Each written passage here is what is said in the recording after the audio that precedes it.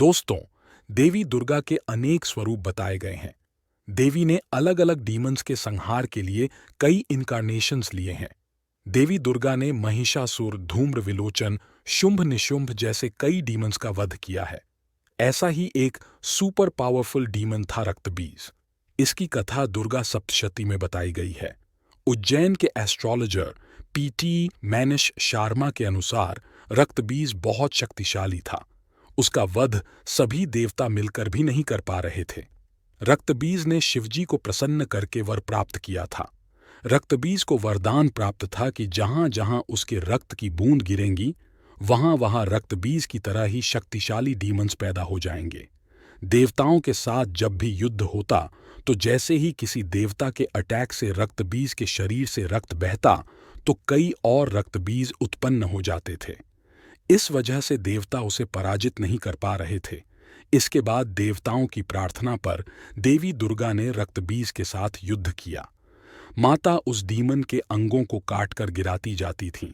जैसे ही उस असुर के रक्त की जितनी बूंद गिरती, उतने ही नए डीमंस उत्पन्न हो जाते थे। तब देवी ने चंडिका को आदेश दिया कि मैं जब इस राक्षस पर अटैक करूं, तब तब तुम इसका रक्त पी जाना। इससे नए राक्षस उत्पन्न ही नहीं हो पाएंगे। चंडिका ने देवी की आज्ञा से ऐसा ही किया। चंडिका ने मुंह विकराल कर लिया और कई राक्षसों को निगल लिया। रक्तबीज के रक्त को धरती पर गिरने से पहले ही पी लिया। इस तरह देवी दुर्गा ने रक्तबीज का संहार कर दिया।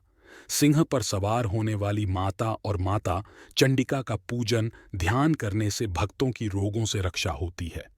संकट के समय और रोगों से बचाव के लिए देवी का विशेष पूजन करना चाहिए। रक्तबीज क्रोध, लालच, मोह जैसी बुराइयों का प्रतीक है। ये बुराइयां भी एक दूसरे के संपर्क में आते ही बढ़ने लगती हैं। अगर इन बुराइयों को पनपने का समय मिल गया, तो समस्याएं बढ़ जाती हैं।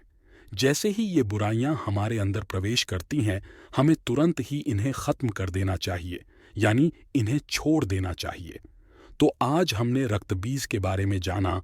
अगर आपको वीडियो पसंद आया, तो हमारे चैनल थ्योरी ब्रेकर को like, comment, share and subscribe करें।